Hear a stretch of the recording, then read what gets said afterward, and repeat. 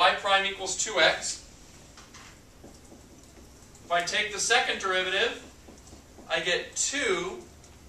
At x equals 2, what's the concavity, positive or negative? Yeah, it's a 2. It's always 2.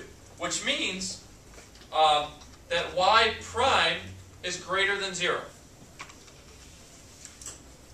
And whenever you have concave up, if it's either increasing or decreasing, this is increasing concave up, this is decreasing concave up,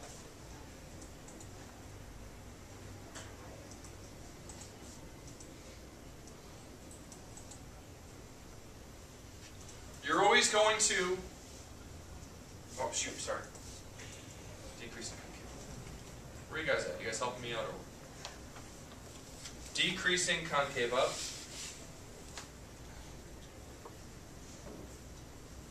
If you use your tangent line, you're always going to under-approximate it. Does that make sense, you guys? So, positive concave up under-approximates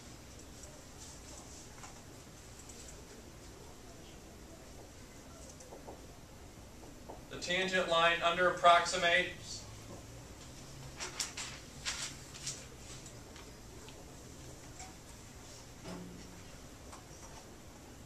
concave down. Then what's going to happen if concave down? This, let's see, increasing concave down, decreasing concave down, decreasing concave down. Good.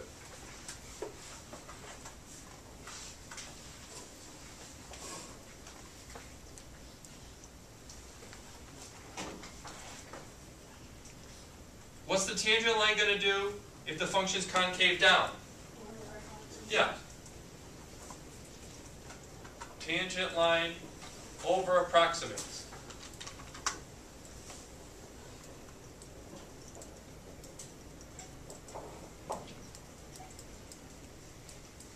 Any questions on that, you guys?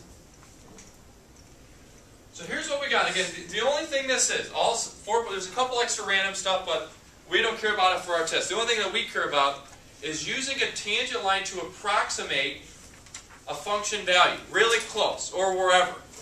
Okay?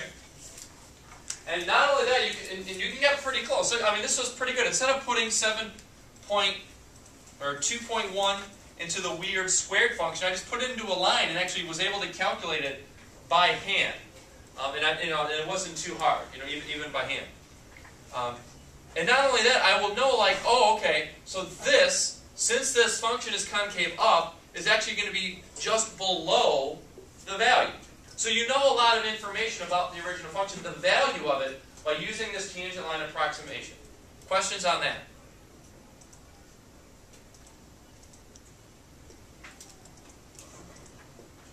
Yeah.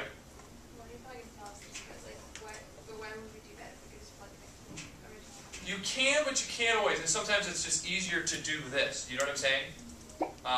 And again, these are sort of skills like all these fancy calculators and stuff, like these tangent line approximations. And this skill seems to still be popping up on the non-calculator portion.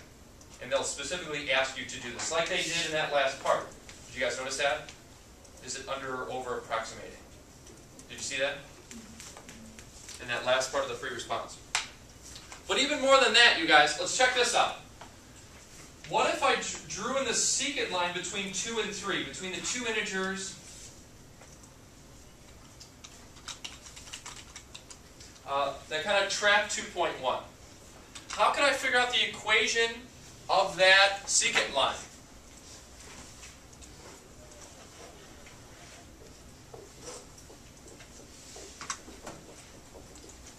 How can I figure out the equation of that the secant line?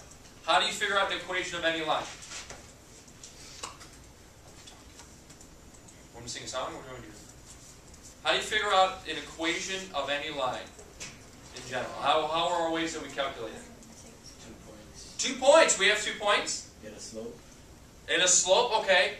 Well, do we have 2 points on this graph? Well, I got the 2, 1. I have 2, 7. Anything else? What about this next one? What about 3, what? Okay, so I got the point 2, 7 and 3, 12. What's the slope? 5.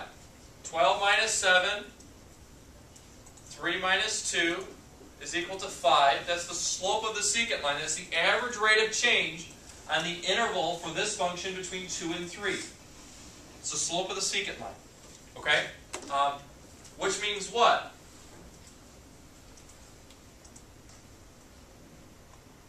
According to mean value theorem, which means what on the interval 2 to 3?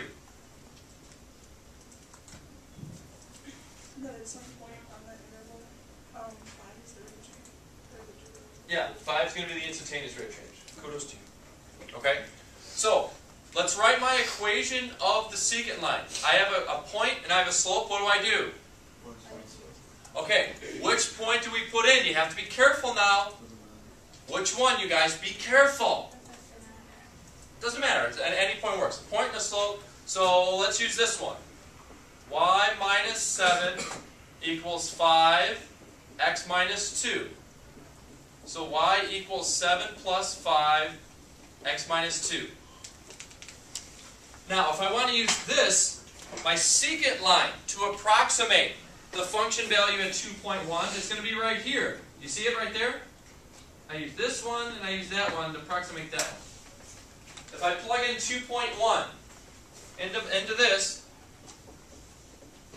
I get y equals 7 plus 5, 2.1 minus 2, which is 7 plus 5 times 0.1, which is 7 plus 0.5, which is 7.5.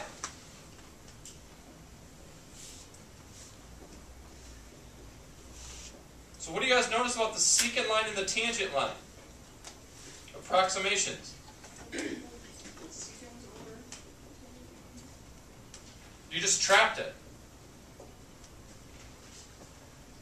Now, intermediate value theorem would tell me what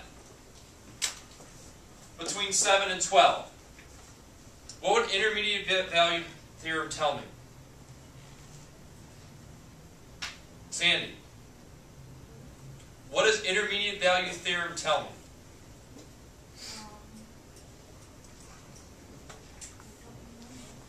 Go over those flashcards. That you need to know.